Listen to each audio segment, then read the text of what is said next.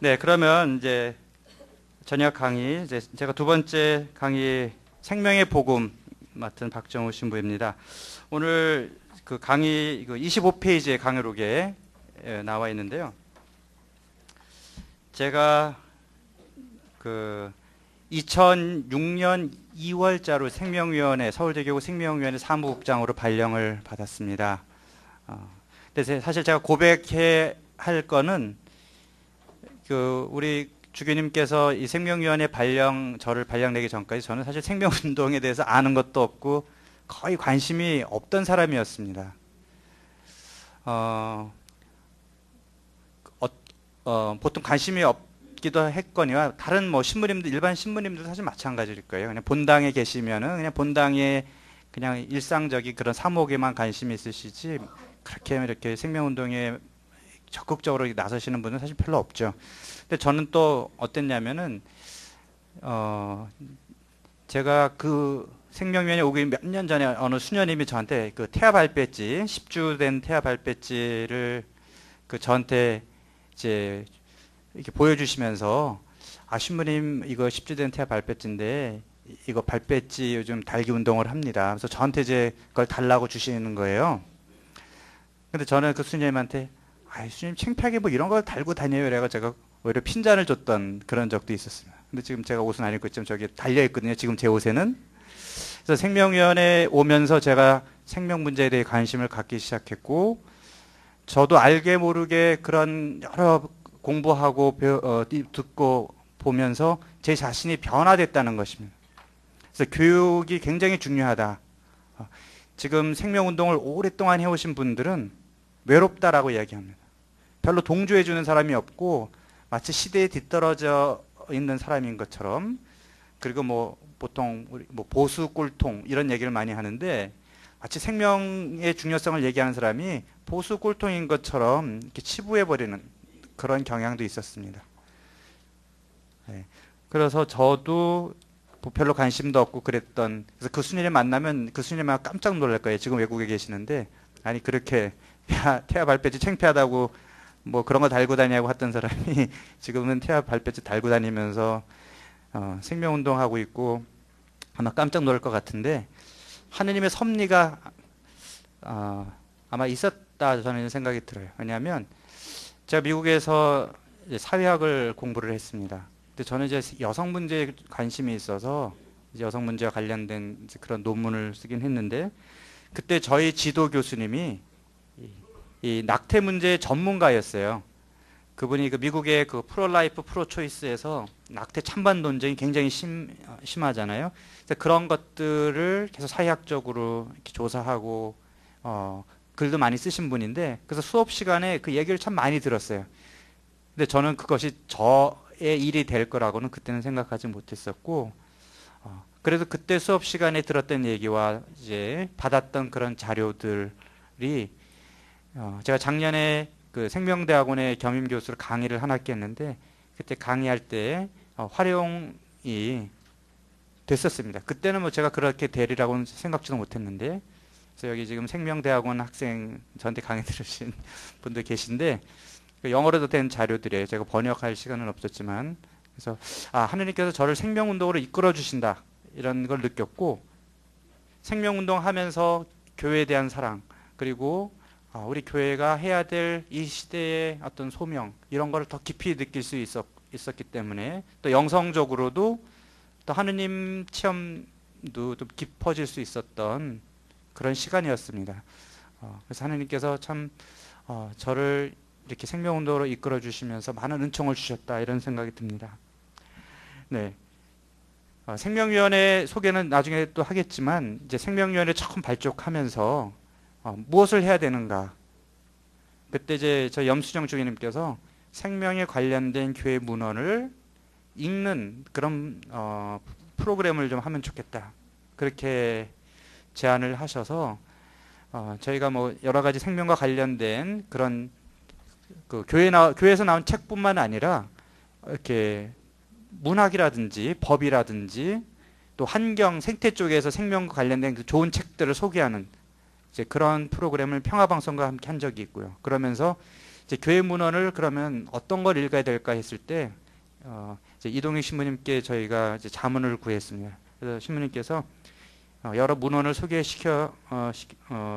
주시면서 가장 중요한 것이 바로 이 생명의 복음이다. 가톨릭 그 생명윤리의 교과서와 같은 책이다라고 아주 강조를 해 주셨고요. 그래서 저희가 이 생명의 복음을 통독하는 모임을 시작을 했습니다. 그래서 저도 이제 그때 처음으로 이걸 읽게 됐는데, 사실 좀 부끄러운 게 여러분들 교황청에서 나온 이런 교회 문헌들 읽을 기회 없으시죠? 네. 저도 신학생 때는 시험을 봐야 되기 때문에 읽지만 신부대에서는 사실 그런 데 별로 관심이 없습니다. 그냥 강론에 좀 도움이 될 만한 그런 자료들을 좀 읽지, 교회 문헌 딱딱하고 어렵고 잘 읽질 않습니다. 아까 우리 대전교구에서 오신 신부님은 당신은 신학생 때 레포트 썼다 이거. 저는 이게 95년도에 이 책이 나오는데 저는 91년도에 신부가 됐기 때문에 레포트를 쓸 기회가 없었습니다. 그 대신에 생명위원회 와서 이 책을 읽으면서 굉장히 많이 감동을 받고 많이 배우게 되었습니다.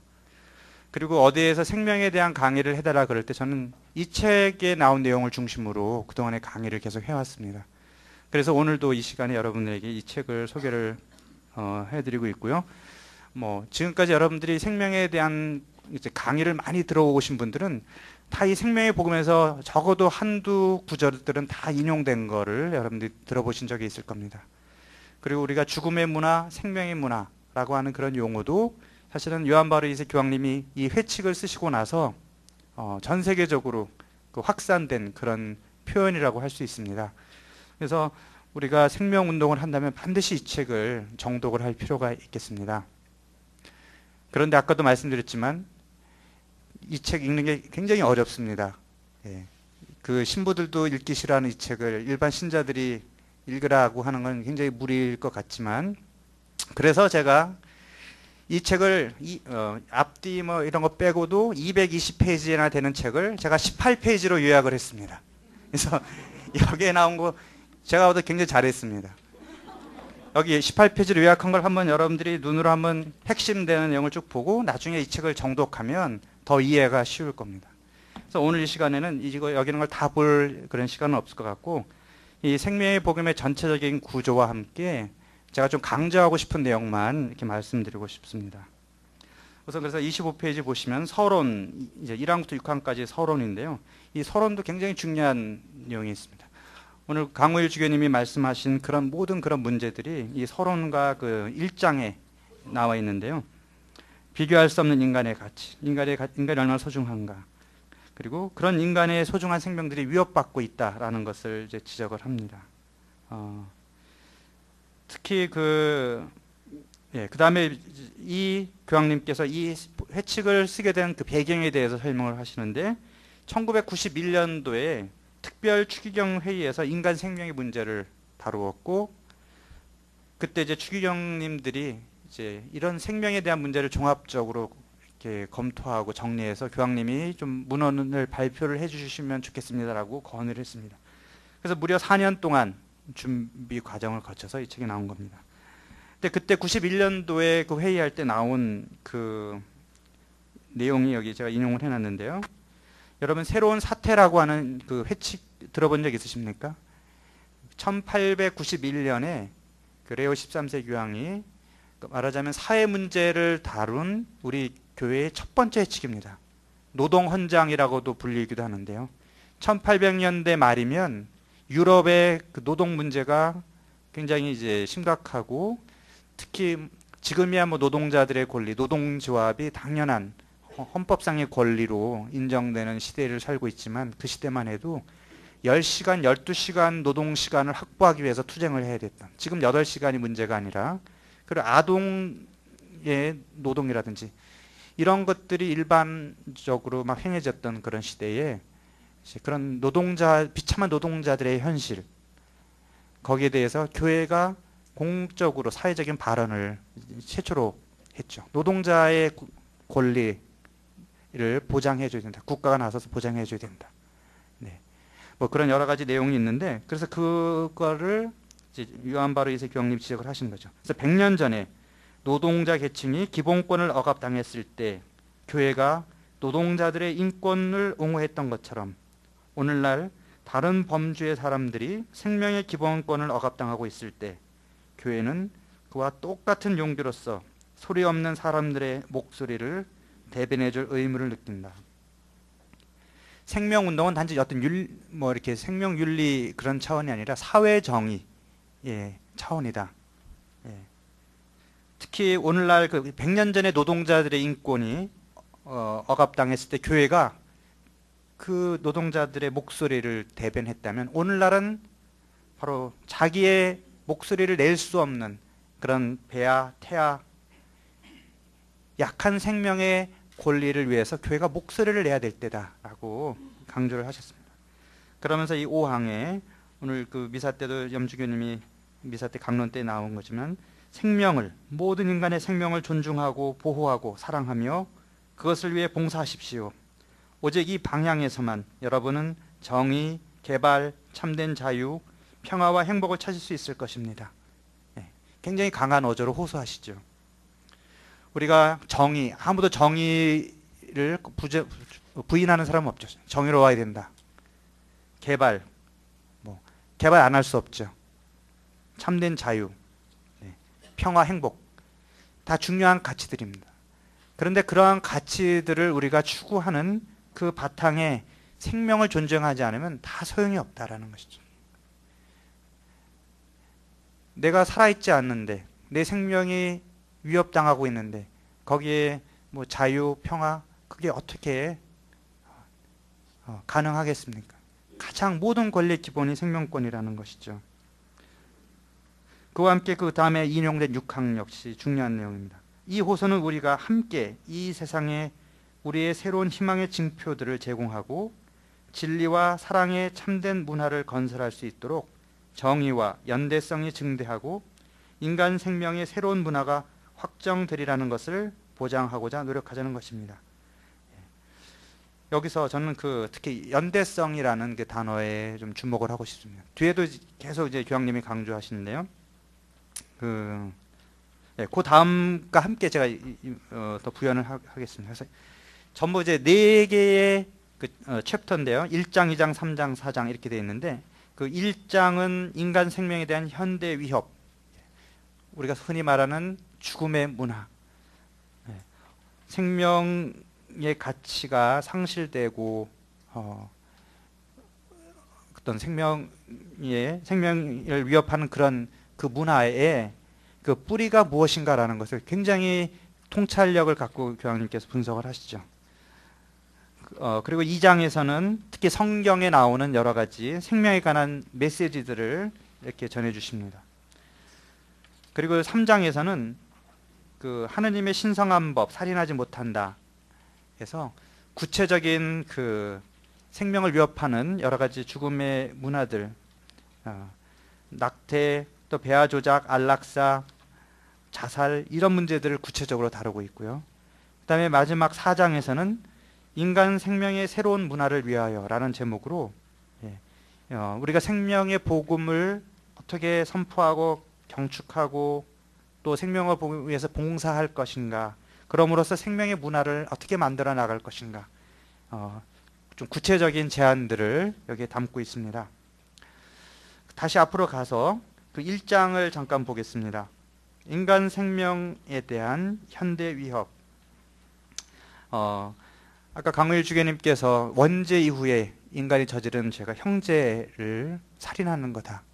교황님께서 이 카인과 아벨의 그 사건을 모티브로 삼아서 현대의 그 어떤 생명을 위협하는 현대의 그 죽음의 문화를 굉장히 분석을 하시죠.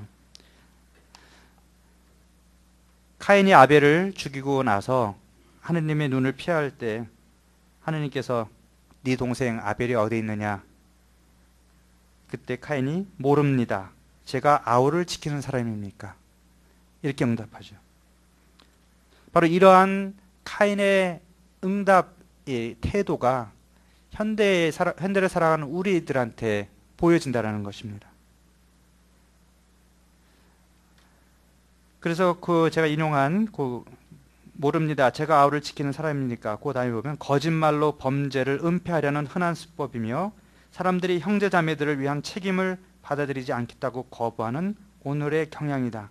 노인, 병약자, 이민자, 어린이 등 힘없는 구성원들에 대한 연대의식의 결여, 세계 민족들 간에도 흔히 발견되는 무관심이 그것이다. 자, 지금 수많은 어린 생명들이 태어나지도 못하고 낙태되고 또 눈에 보이지 않는 작은 그 인간 초기 생명인 배아가 조작되고 실험 재료를 쓰이고 이제 폐기되고 이런 현실 안에서 그게 나와 무슨 상관입니까? 현대인들은 마치 카인이 모릅니다. 제가 아우를 지키는 사람입니까? 라고 이야기한 것처럼 우리는 그런 태도로 살아가고 있다는 것이죠. 평화신문 기자가 한번 저한테 그런 질문을 한 적이 있어요. 한참 이제 배아 연구 문제가 이렇게 이제 심각하게 사회 문제 될 때 눈에 보이지도 않는, 있는지도 모르는 그 작은 배아가 그렇게 왜 중요합니까? 그렇죠. 사실은 눈에 보이고 초음파라도 보이는 그 태아도 그렇게 손쉽게 낙태하는 이 현실 안에서 정말 수정된 지 며칠밖에 안 되는 그 작은 배아, 그게 그렇게 왜 중요합니까? 별로 피부에 와닿지 않는다는 거예요. 여러분도 아마 그런 생각 하실 거예요. 내가 눈에 보지도 않았던 그 작은 배아. 근데 저는 이 연대성이라는 그런 차원에서 이해를 하고 싶습니다. 우리 그 형제들 많은 집안에서 동생이 매 맞고 들어오면 형이 나가서 때려주고 오죠. 왜? 내 동생이니까. 우리 얼마 전에 월드컵 했지만 내가 한국 사람이라는 이유로 우리 한국 축구팀 열심히 응원하고 그 밤에 잠 못 자고 응원하고 밖에 나가서 그렇게 목이 터져라 응원합니다. 뭔가 연대의식이 있기 때문에 그렇죠. 우리가 누군가가 그 억울한 일을 당하면 같이 화내주고 분노해 줍니다. 또 외국에 살다 보면 외국에서 우리가 좀 특히나 이제 백인들 사이에서 차별받는 그런 사람을 보면 나도 같이 분노를 느낍니다.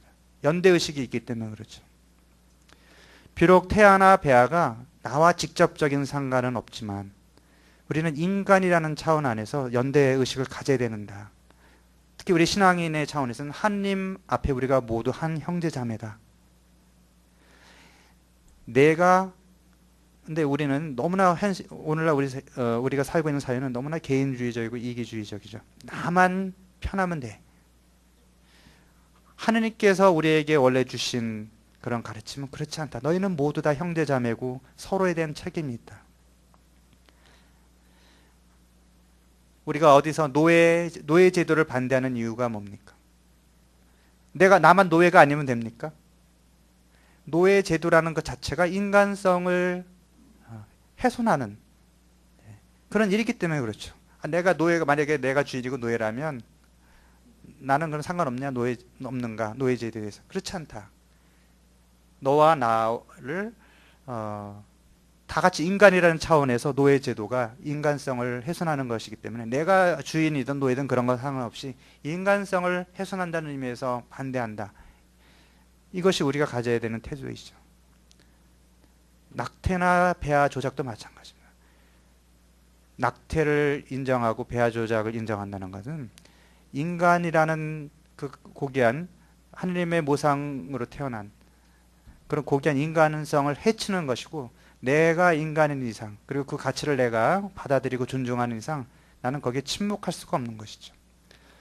고통받고 어떤 힘없이 자기 어떤 기본적인 권리를 어떤 훼손당하는 그 사람을 보았을 때 내 마음이 움직이지 않는다면 나는 굉장히 불행한 사람입니다.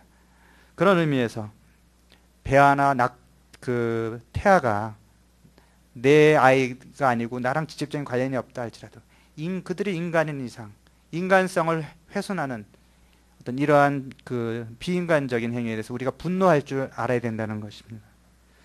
그런 의미에서 네 아우가 어디 있느냐 라고 하신 그 하느님의 말씀을 오늘날 지금 고통당하고 있고 생명을 위협당하면서 자기 자신의 생명마저도 위협당하는 그 아웃들, 그 다른 이웃 형제들에 대해서 너는 무엇을 하고 있느냐? 이런 질문으로 우리가 받아들여야 된다는 것이죠.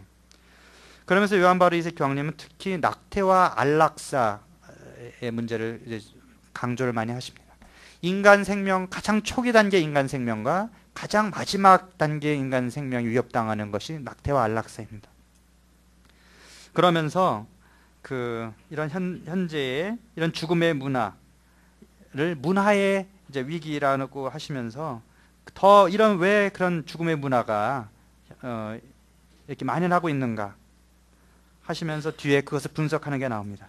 여기 낙태, 피임, 인공생식, 태아진단, 안락사, 출산 억제 정책, 이것이 예를 든 현대의 죽음의 문화이고요. 그 28페이지에 보시면 이제 그 아래쪽에 사람들이 오늘날 인권 의식이 굉장히 높아졌습니다. 아까 강 주교님도 말씀하셨지만 역사의 어떤 체험 안에서 인간 생명이 소중하다는 걸 알고 인권 무슨 헌장 그런 것도 만들고 전쟁을 겪으면서 다시 이런 전쟁을 하지 말아야 된다. 이런 얘기가 나옴에도 불구하고 낙태와 안락사를 마치 인간의 권리인 것처럼 그런 주장이 왜 나왔는가? 왜 이런 모순이 있는가라는 것을 질문을 제기하십니다. 그렇죠. 우리가 생명윤리를 이야기할 때는 일관성이 있어야 되는 것이죠. 인권 얘기하고 전쟁이 나쁘다고 얘기하는데 오히려 전쟁으로 죽은 사람보다 더 많은 인간 생명이 낙태로 죽어가고 있습니다. 그런데 사람들이 거기에 대한 의식이 없는 거예요.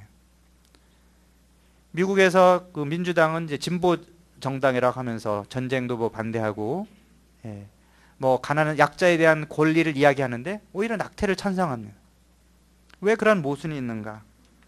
그러면서 크게 이제 네 가지로 이 모순을 정리를 합니다. 그래서 첫 번째가 주체성 개념이 왜곡되었다. 서양 사회에서는 주체성이라는 것이 굉장히 중요합니다. 그렇죠? 나의 독립, 나의 내 주체성이라는 의미는 내가 스스로 결정할 수 있다. 내가 주인이다. 내가 주인이 돼서 자유롭게 어떤 걸 할 수 있다. 그런데 그 자체는 물론 좋은 뜻인 것 같지만 문제는 뭐냐면 그 주체성을 힘 있는 사람의 권리에 한정시키는 사고방식이라는 것이죠. 주체성이라고 얘기하면서 이미 태어난 사람 중에 힘 있는 사람의 어떤 판단, 결정, 거기에 따르면서 자기 의사를 제대로 표현하기 어려운 사람들의 주체성을 인정하지 않는다는 것입니다. 자, 그런 경우에 인간 상호관계의 어떤 선택과 행동의 기준이 진리가 아니라 힘이 되는 것이죠. 그래서 객관적이고 보편적인 진리, 공동선, 모든 사람들이 다 같이 완성에 이르도록 도와줄 수 있는 어떤 그런 가치를 선택해야 되는데 힘 있는 자들의 어떤 그런 판단이 기준이 되는 그런 사회가 되어버렸다는 것이죠. 그러니까 상대주의라든지 어떤 주관주의, 그래서 생명도 절대적인 가치가 아니라 힘 있는 사람들에 의해서 좌지우지되는 그런 현실이라는 것이죠. 또 두 번째로 주체성 개념과 비슷한 개념이 바로 왜곡된 자유 개념입니다. 자유는 내가 마음대로 할 수 있는 그런 절대적인 자유가 인간에게는 허용되지 않습니다. 인간은 피조물이고 하느님으로부터 자유를 선물로 받은 것이고 하느님이 허용된 범위 안에서만 자유를 사용할 수 있죠. 그리고 그 자유는 진리와 항상 연결되어 있어야 된다. 계속해서 우리 교회 문헌에서 강조를 하죠. 진리를 벗어난 자유는 의미가 없다. 흔히들 예를 들어서 기차가 레일을 달리는 것을 예를 드는데요. 인간의 본성이라는 것, 인간의 본성은 하느님의 모상으로서 하느님으로부터 주어진 지성과 자유를 올바로 사용하는 안에서 인간의 어떤 본성이 완성될 수 있는 것이죠. 인간이 모든 것이 허용된 존재가 아닙니다. 인간은 절대자가 아니기 때문에. 기차의 본성은 뭡니까? 레일 위를 달리는 겁니다. 자유라는 이름으로 기차가 레일을 벗어났을 때 기차는 자기 완성에 이를 수 없습니다. 파괴되죠. 왜냐하면 기차는 그런 목적을 갖고 만들어진 하나의 피조물이고, 인간 역시 존귀한 존재이지만 역시 피조물일 뿐입니다. 하느님께서 정해주신 인간 본성 안에서만 자신의 자유를 사용하고 그 안에서 그런 진리, 하느님께서 정해주신 그 진리 안에서만 완성될 수 있는 존재라는 거죠. 그 진리 중에 하나가 인간은 더불어 살아야 된다. 서로를 돌봐야 한다는 것이죠. 그것이 연대성이고 타인에 대한 개방성입니다. 타인에 대한 봉사. 그것을 통해서만 인간은 완성되도록 하느님께서 우리를 지으셨습니다. 그것을 벗어난 자유는 의미가 없죠. 근데 아까 주체성에 대한 개념이 왜곡됐다는 것처럼 이 자유의 개념도 왜곡이 돼서 역시 힘 있는 자들의 어떤 주관적인 견해, 그들의 이익, 그것이 기준이 되어버렸다. 그 다음에 지적한 것이 세속주의입니다. 하느님 의식과 인간 의식이 실종되었다. 저는 여러 차례 이제 강의할 때마다 오늘날 현대의 그 생명 형식 통제의 원인이 바로 여기에 있는 것이 아닌가. 하느님의 의식이 사라졌다라는 것은 결국 우리가 흔히 말하는 하늘 무서운 줄 모른다. 우리 동양에서도 그런 얘기를 하죠. 하늘 무서운 줄 모르면 하느님 자리에 사람이 들어가요. 사람의 욕심, 사람의 이기심이 그 자리를 차지하게 될 수밖에 없습니다. 그리고 우리 신앙 안에서 인간이 하느님의 모상이다라는 그런 그 전제도 그 근거가 사라지게 되죠. 하느님에 대한 존재를 인정하지 않고 하느님을 잊어버리고 사는 사람에게 우리는 하느님을 닮은 존재이다. 이게 무슨 의미가 있겠습니까? 그래서 하느님의 의식을 잊어버리게 되면 인간의 존엄성과 생명에 대한 의식도 사라지게 될 수밖에 없죠.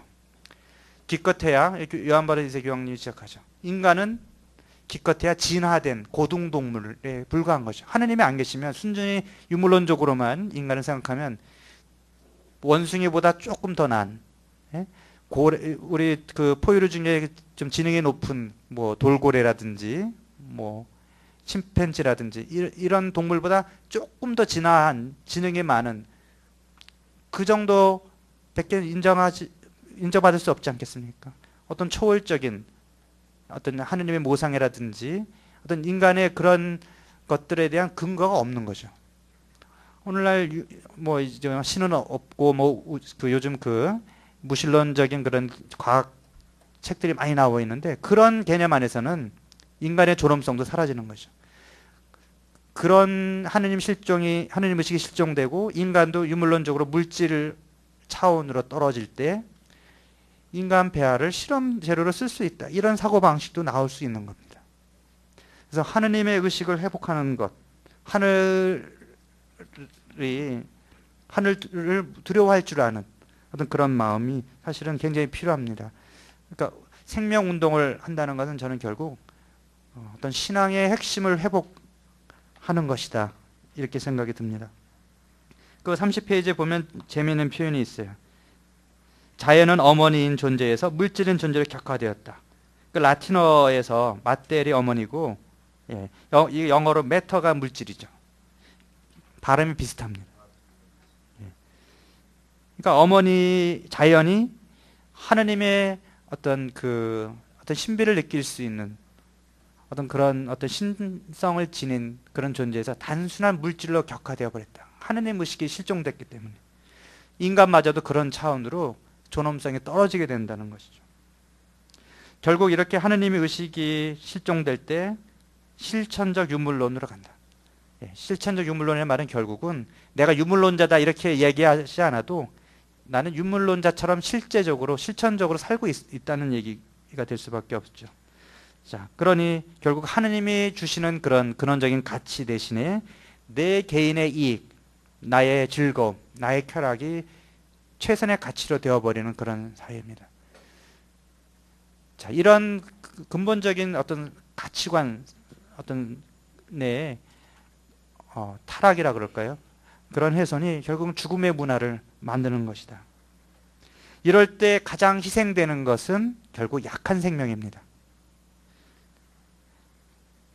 현대 죽음의 문화가 가져온 것이 효율 만능주의죠. 경제적인 특히 효율. 그러면 약한 생명, 태아, 배아, 병자, 노인, 말기 환자, 아무것도 생산해내지 못하는, 경제적으로 도움을 주진 않고 돈만 쓰는 그런 약한 생명은 없애버리자. 힘 있는 자들이 결정한다는 것입니다. 특히 서양의 유럽이나 복지가 잘 된 국가에서는 이 안락사가 벌써 일찍부터 문제화됐고 이미 뭐 합법화된 나라도 있죠. 병실에 누워서 병원비만 축내는, 아무것도 생산해내지 못하는 이 말기 환자, 노인들, 국가에서 그 복지 재정만 축낸다, 이런 개념으로 바라보는 거예요. 지금 우리나라도 이제 그런 김할머니 사건을 계기로 이제 그 안락사, 존엄사라는 말로 존엄한 것이 좋은 말이니까 포장했지만 실질적으로는 안락사를 의미하는 것이죠. 우리 사회도 그 서구의 그 뒤를 따라가고 있는 것이 아닌가. 자, 그래서 이런 어떻게 해야 되는가? 근데 교황님은 우리가 희망을 버리지 말라라고 하시면서 그리스도의 어떤 구원, 그분께서 우리에게 보여주신 어떤 희생과 그런 사랑, 그것이 우리의 이런 죽음의 문화를 생명의 문화로 바꿀 수 있는 어떤 그런 힘을 준다라고 긍정적으로 얘기하시면서 4장에 가서 생명의 문화를 어떻게 우리가 만들어 갈 건가라고 제시를 해주십니다. 그러면서 우리가 그리스도의 그 세 가지 삼중 직무, 예언직, 사제직, 왕직 또는 봉사직, 이 세 가지의 어떤 카테고리로 나눠서 이야기합니다. 그래서 우리는 모두 세례를 받은 사람으로서 그리스도께서 행하신 그 세 가지 직무를 행할 의무가 있다. 또 그럴 자격이 있다. 그래서 예언직으로서는 생명의 복음을 선포해라. 여러분들이 이제 생명운동에 발을 들여놓으셨기 때문에 이제 여러분들은 일상 대화 안에서, 또 여러분들이 만약에 교사라면 사목자는 물론이고 기회가 있을 때마다 이 왜곡된 생명관에 도전하는 그런 예언직을 수행을 해야 됩니다. 여기 보면 주교들은 첫 번째로 이런 사명을 지닌 설교자다. 그래서 우리 주교님들이 이렇게 적극적으로 생명운동을 나서셔야 되고, 신학교, 또 가톨릭 연구기관, 뭐 교리교사, 그 밖에 뒤에 나가면은 또 그 의료기관에 종사하는 이들에게 이런 사명들이 다 있다라고 강조하십니다. 그리고 가정 안에서도 부모님들이 자녀들에게 생명교육을 해야 된다. 그래서 이 생명의 복음을 선포하는 예언직에 예외되는 사람은 사실 없는 것 같아요. 그 다음에 사제직. 사제는 하느님께 제사를 바치고 어떤 전례를 행하는 그런 직무죠. 그래서 우리도 그런 생명의 복음을 경축하는 어떤 그런 우리 기도 생활 안에서, 우리 전례 생활 안에서 드러나야 된다라고 이야기합니다. 근데 여기 그 37페이지 밑에서 그 두 번째 이렇게 단락에 보면 관상적인 시각을 길러야 된다라고 강조하십니다. 관상적인 시각이라는 게 무엇일까요? 여기 보면 관상적 시각은 모든 사람들을 창조하신 생명의 하느님께 대한 신앙에서 생겨난다. 모든 사물 안에서 창조주의 반영을 발견하는 것이고 그분의 살아있는 모상을 바라보는 일이다. 다시 말해서 하느님의 눈으로 사람들을 바라보라는 것이죠. 가장 보잘것없는 생명도 하느님의 모상을 지닌 소중한 존재라는 그런 의식을 갖고 바라보라는 것입니다. 그리고 또 매년 생명의 날을 기념을 해라. 우리나라에서 생명의 날은 5월 마지막 주일로 이제 1995년에 주교회에서 정했습니다. 근데 저는 생명연에 오기 전에는 생명의 날이 언제인지 몰랐어요. 이제 2006년에 드디어 알았습니다. 생명의 날이 5월 마지막 주일이라는 걸. 근데 가만 보니까 저만 모르는 게 아니라 다들 모르시더라고요. 그래서 그 5월 마지막 주일이 청소년 주일하고 겹쳐 있고, 때로는 홍보주일하고도 겹치고, 뭐 성령 강림 대축이라고도 뭐 맞물릴 때도 있고, 그러니까 생명의 날이 계속 묻혀왔어요. 그래서 청소년의 날과 지금 세계에서 그 같은 아마 5월 마지막 주를 전 세계에서 아마 청소년 주일로 지내는 것 같아요. 그래서 저는 이 날짜를 조정해야 되지 않는가, 예, 그런 걸 건의를 했습니다. 그리고 여기 그 평소에 매일매일의 그 일상 안에서 자기의 가진 것을 나누고 희생하는 그런 나눔이 생명을 경축하는 일이다. 이것도 하나의 그 뭡니까? 사제직에 속하는 거다. 자기의 어떤 희생 제사를 바치는 것처럼 일상생활 안에서 내가 남을 위해서 봉사하고 희생하는 것. 그 중에 특히 어머니들이 생명을 키우는 그런 일들이 영웅적인 행위라고 요한 바로 2세 교황님이 굉장히 칭송하십니다. 요한 바로 2세 교황님이 어렸을 때 아마 어머님이 돌아가신 걸로 알고 있거든요. 그래서 그런지 모성에 대한 그런 강조를 굉장히 많이 하시죠.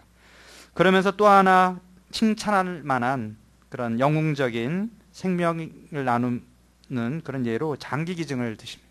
그런데 윤리적으로 합당한 방식으로 이루어지는 장기기증이라는 전제를 답니다. 예.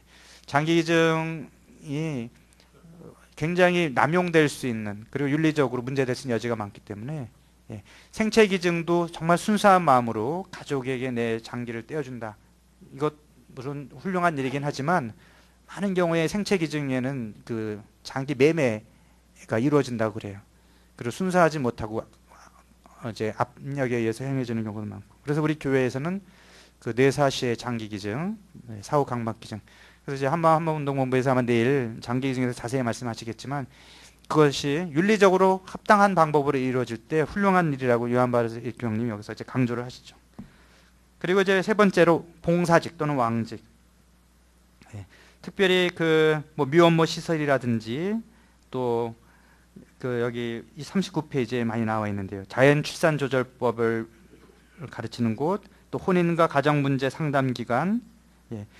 또 에이즈 환자라든지 알코올 중독 환자라든지 장애인이라든지 이런 약한 생명들을 돌보는 일, 이것이 역시 생명의 복음을 위한 봉사다. 바로 이 꽃동네가 바로 그 대표적인 예라고 할 수 있습니다. 자, 이렇게 우리가 생명의 복음을 그 예언직으로 선포하고 사제직으로 경축하고 또 왕직으로 어떤 이런 봉사활동을 할 때 이 문화가, 죽음의 문화가 생명의 문화로 변화된다라는 걸 강조하시죠. 그래서 여러분들이 이제 그 앞으로 본당에서 아니면 교구에서 이런 생명운동을 하시면서 교육하실 기회가 있을 때 이 생명의 복음을 좀 충분히 읽어보시고 전달을 많이 해주시면 좋을 것 같습니다. 예. 시간이 많이 지났기 때문에 여기서 마치고요. 다시 한번, 예, 우리 교육이 굉장히 중요하다는 거. 제가 변화된 모습을 보니까 자꾸 듣고 생각하고 공부하고, 그래서 내 내면으로부터, 예, 마음으로부터 우러나오는 어떤 그런 결심과 다짐, 이런 걸 통해서 생명운동이 확산될 수 있다고 생각합니다. 네, 이상 강의 마치겠습니다. 감사합니다.